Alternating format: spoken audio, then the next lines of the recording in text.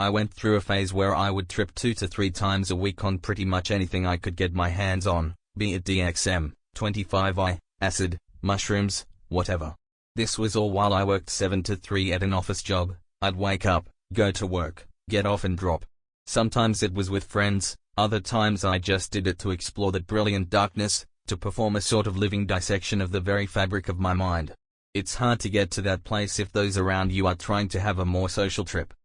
I was awestruck by these chemicals, and all I wanted was to be amazed again and again.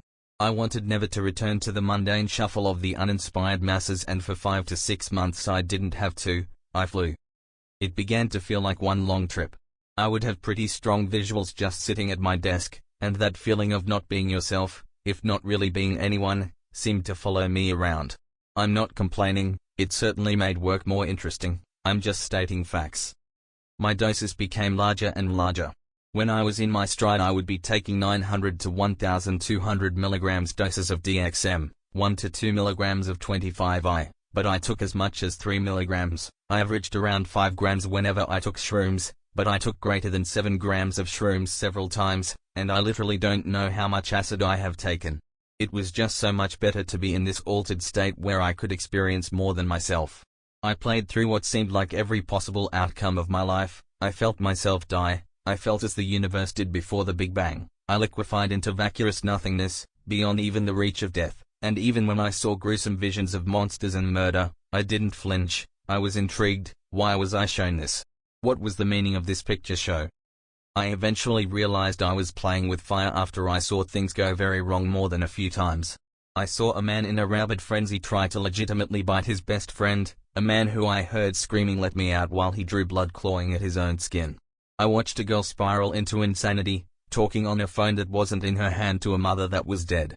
She eventually was convinced that we were trying to kill her, so she ran off screaming down her neighborhood and was arrested in the middle of the street. What scared me the most was when one of my dear friends cracked. He had told me before that he had some mental issues, but I never pried any further because I'm sure it wasn't comfortable to really about, and if he wanted to tell me, he would have.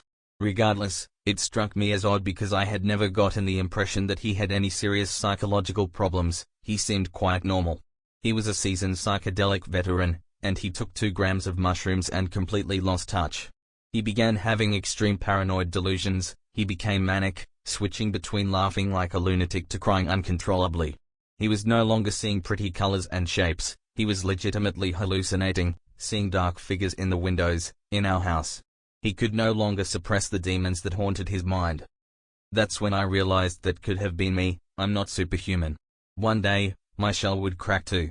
I wasn't being careful, I didn't respect the experience, I was just a glutton. There was no higher truth or state to achieve. That was just how I rationalized my abuse. True knowledge and enlightenment should be universal, not only unlocked after eating a mouthful of paper. That's not to say I learned nothing from my experiences, but not as much as I led myself to believe. Tripping was all I wanted to do. Hell, it still is all I want to do, but I needed to move on. I still trip every now and then, to accentuate life and remind myself of all the nooks and crannies of the universe that I explored. Those adventures are mine forever, they're my secret. Even those who think they know me well don't really understand where I've been. Most people could travel the world and never see the wonders that I have, and most people would judge me if they knew that side of me. I enjoyed your story very much, and I'm glad you broke the cycle. Don't become too normal, don't let the world completely break your wandering spirit. It is good to feel, but it's also good to know. P.S. I'm gay for the Myers-Briggs test and you're the only other INTP I've found, so I felt a shout out was necessary. Happy travels. Sorry for rambling.